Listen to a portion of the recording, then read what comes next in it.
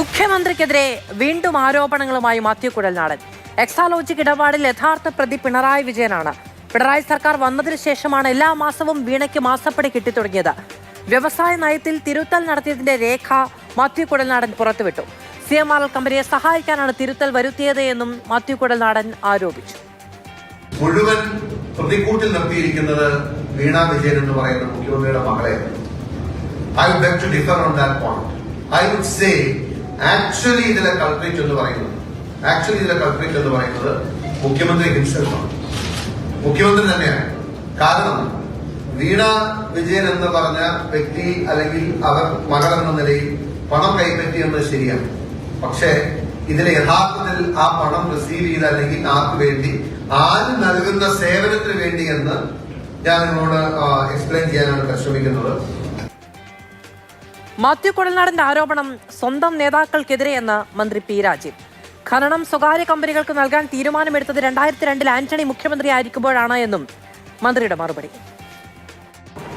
ഇന്ന് യഥാർത്ഥത്തിൽ അദ്ദേഹം ഉണ്ടകളുടെ വെടി തന്നെയാണ് വച്ചിരിക്കുന്നത്. പക്ഷെ അത് സ്വന്തം മുന്നണിക്കെതിരെയുള്ള ആ പാർട്ടിയുടെ വളരെ പ്രധാനപ്പെട്ട നേതാക്കൾക്കെതിരെയുള്ള ഒരു വെടിയായിട്ടാണ് കാണേണ്ടത്. യഥാർത്ഥത്തിൽ മൈനിങ് ലീസ് കൊടുത്തത് അദ്ദേഹത്തിൻ്റെ പാർട്ടിയുടെ ഇന്ന് ജീവിച്ചിരിക്കുന്ന ഏറ്റവും ഉന്നതനായ നേതാവ് കേരളത്തിൻ്റെ മുഖ്യമന്ത്രിയായിരിക്കുമ്പോഴാണ്. അത് സംബന്ധിച്ചുള്ള ആദ്യത്തെ ഉത്തരവ് മൈനിങ് സ്വകാര്യ കമ്പനികൾക്ക് കൊടുക്കാം എന്നുള്ള ഉത്തരവ് ഒരു നയമായി 22/10/2022 ആദ്യത്തെ ജിയോ ഇറങ്ങുകയുണ്ടായി. അതിനകത്താണ് 22/10/2002 ഇതാണ് ആദ്യത്തെ ജിയോ. മുഖ്യമന്ത്രിക്കെതിരെ നിയമസഭയിൽ ഉന്നയിക്കാൻ അനുവാദം കിട്ടാതിരുന്ന ആരോപണം പത്രസമ്മേളനം ഉന്നയിക്കുകയാണ് മാത്യു കുഴൽനാടൻ. കരിമണൽ കമ്പനിക്ക് ഖനനപ്പാട്ടം പുതുക്കി നൽകുന്നതിനുള്ള സാധ്യതകൾ ആരായാൻ മുഖ്യമന്ത്രി ഫയൽ വിളിപ്പിക്കുകയും പ്രത്യേക യോഗം നടത്തുകയും ചെയ്തുവെന്ന് മാത്യു ആരോപിക്കുന്നു. ഖനനപ്പാട്ടം നൽകിയത് ആന്റണി സർക്കാരിന്റെ കാലത്താണെന്നും സുപ്രീം കോടതി വിധിക്ക് ശേഷവും ഇടതു സർക്കാർ പാട്ടം പുതുക്കി നൽകിയിട്ടില്ല എന്നും വ്യവസായ മന്ത്രി പി രാജീവ് വിശദീകരിച്ചു.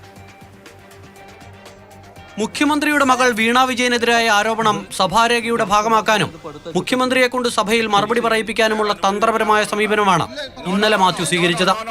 എന്നാൽ മാത്യു നൽകിയ രേഖകളിൽ വ്യക്തതയില്ലെന്ന് ചൂണ്ടിക്കാട്ടി സ്പീക്കർ ആരോപണത്തിന് അനുമതി നിഷേധിച്ചു. ഇതോടെയാണ് ഇന്ന് KPCC ആസ്ഥാനത്ത് മാത്യു വാർത്താസമ്മേളനം വിളിച്ചത്. വീണയ്ക്ക് കിട്ടിയ പണം മുഖ്യമന്ത്രിക്ക് ലഭിച്ചതാണെന്നും മുഖ്യമന്ത്രിയാണ് ഒന്നാം പ്രതിയെന്നും മാത്യു. 2016 പിണറായി സർക്കാർ വന്ന ശേഷമുള്ള ഡിസംബർ മാസം മുതൽ വീണയ്ക്ക് പ്രതിമാസം 5 ലക്ഷം വീതം ലഭിച്ചു തുടങ്ങി.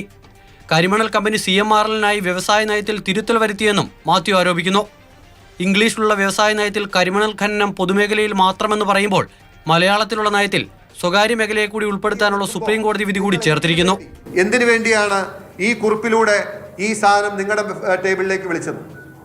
എന്തിനു വേണ്ടിയിട്ടാണ് CM 5/9 റിവ്യൂ ചെയ്യാൻ തീരുമാനിച്ചത്? എന്തടിസ്ഥാനത്തിലാണ്?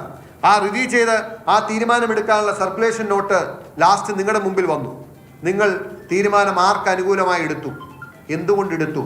ഇനിയും നിങ്ങളുടെ കൈകൾ ശുദ്ധമാണ് എന്ന് കേരളത്തിൻ്റെ പൊതുസമൂഹത്തോട് പറയാൻ നിങ്ങൾക്ക് ആർജവമുണ്ടോ എന്ന് ഒരൊറ്റ ചോദ്യം എനിക്ക് ചോദിക്കാനുണ്ട്.